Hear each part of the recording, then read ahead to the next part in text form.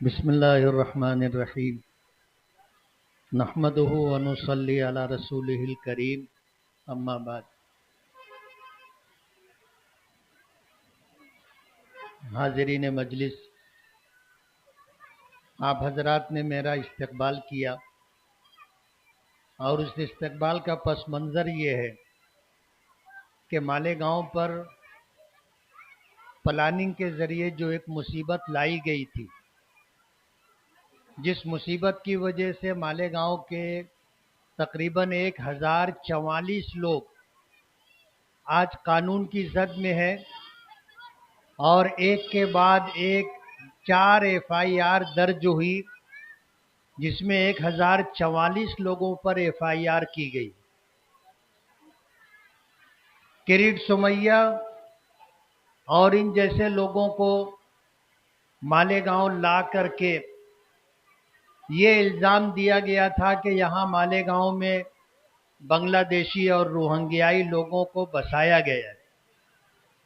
اگر آپ کی یادداشت آپ کا ساتھ دے رہی ہوگی تو آپ کو یاد ہوگا کہ 2019 کا الیکشن تھا۔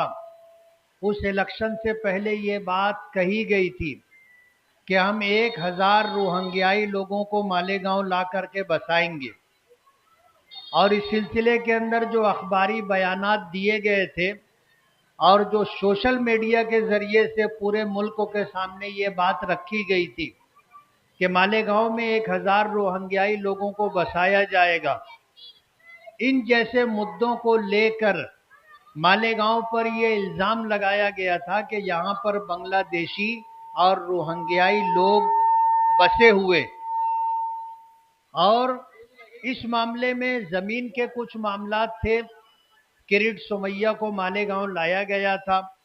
مالیگاؤں آنے کے بعد کریٹ سمیہ نے جہاں سروے نمبر 114 کا میٹر چلایا اور وہاں کے بسے ہوئے لوگوں کو اجاڑنے کی، اور وہاں 2 مسجدیں بنی ہوئی ہیں، ان مسجدوں کو منہدم کرنے کی، شہید کرنے کی جو سازش رچی گئی ہے، وہ کن لوگوں نے رچی ہے؟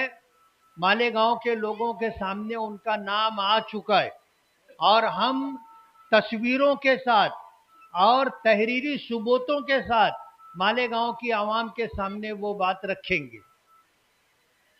نتیش رانے کو لایا گیا، قلعہ جھوپڑ پٹی کا میٹر اٹھایا گیا اور وہاں پر بھید بھاؤ کیا گیا۔ 125 لوگوں کو رکھنے کے لیے اور باقی 230 لوگوں کو 235 جھوپڑوں کو اکھاڑنے کی کارروائی کی گئی۔ جب ہمیں یہ لگا کہ یہ بدلے کی بھاونا ہے اور انتقامی کارروائی ہے، تو ہم کورٹ میں گئے اور جا کر کے ہم نے ایمرجنسی کوشش کر کے اسٹے لیا، اور پوری جھوپڑ پٹی آج اپنی جگہ پر ہے۔ ظاہر بات ہے کہ اس میں 235 لوگوں کو بے گھر کرنے کا پروگرام تھا، اور یہ الزام گھما پھرا کر ہمارے سر لانے کی کوشش کی جا رہی تھی، جبکہ مالیگاؤں کی عوام جانتی ہے کہ ٹونا بھی وہی لوگ لگاتے ہیں اور ٹونا چھوڑانے کی بات بھی، ڈرامہ بازی بھی وہی لوگ کرتے۔ جنم داخلے کا میٹر بھی ایسا ہی ہے۔ یہ لوگ اس معاملے میں جن پر کارروائی ہوئی ہے، جو گرفتار ہوئے ہیں، ان کی ضمانت ہو، اس میں سنجیدہ نہیں ہے۔ انہوں نے اسے سیاسی اسٹینڈ بنا لیا اور اس پر کارپوریشن الیکشن لڑنے کی تیاری۔ لیکن کہتے ہیں نا کہ مارنے والے سے جلانے والا بہت بڑا ہے۔ جب ان کی سازش کا علم ہمیں ہوا تو ہم نے ہائی کورٹ کے وکیلوں سے بات کی، اور ہائی کورٹ کی وکیلوں سے بات کرنے کے بعد آج الحمدللہ ہماری پیٹیشن ہائی کورٹ میں داخل ہو گئی ہے۔ یہ پیٹیشن کی کاپی ہے، میڈیا والوں کو اور آپ لوگوں کو بتانے کے لیے ہم نے بمبئی سے منگوائی، اور آپ لوگوں کے سامنے پیٹیشن کی کاپی ہم رکھ رہے ہیں۔ اور کل کورٹ میں تاریخ ہے، کل 8 تاریخ ہے، اور انشاءاللہ کل آپ دیکھیں گے کہ ضمانت کی کارروائی کل سے شروع ہو جائے گی، اور مالیگاؤں کی عوام دیکھے گی کہ ہم نے ضمانت کے لیے جو کوشش کی تھی اللہ نے اس میں ہمیں کامیابی دی۔ یہ لوگ لوگوں کی ضمانت کروانے کے لیے سنجیدہ نہیں تھے۔ ہر معاملے میں سیاست، ہر معاملے میں سیاست، یہ بات مالیگاؤں کے لیے اچھی نہیں۔ آپ الیکشن لڑیے، سیاست کیجیے، مگر ایسی سیاست جس میں عوام کا استحصال، عوام کے ساتھ آپ جو ہے ظلم اور ناانصافی کریں، یہ بات برابر نہیں۔ کارپوریشن کے آفیسران اور خاص طور پر مسلمانوں کو ٹارگٹ کیا گیا، اور 2 کارپوریشن کے مسلمان آفیسر جو ہے آج جیل کی سلاخوں کے پیچھے۔ اللہ نے چاہا تو کل ان کی ضمانت ہو جائے گی۔ ایک اس میں مرد ہے، ایک عورت ہے، 2 لوگوں کی ضمانت انشاءاللہ کل کی تاریخ میں ہو جائے گی۔ آج اس موقع پر آپ لوگوں نے وارڈ نمبر 16 میں جو کارپوریٹر حضرات ہیں، اور خاص طور پر جو ہے ہمارے فاروق بھائی گٹھنی والے، ان لوگوں کی طرف سے آج جو میرا یہ استقبالیہ پروگرام رکھا گیا کہ میں جنم داخلے میں ایس آئی ٹی کی رپورٹ آنے کے بعد ہم نے پیٹیشن ایمرجنسی میں داخل کی تاکہ 8 تاریخ جو کل کی ہے اس میں بے گناہ بے دوش لوگوں کو جو ہے رہائی ملے، ضمانت ملے، اس بات کی ہم نے کوشش کی، اور اس کی سراہنا کرتے ہوئے آج وارڈ نمبر 16 میں آپ لوگوں نے استقبالیہ پروگرام رکھا۔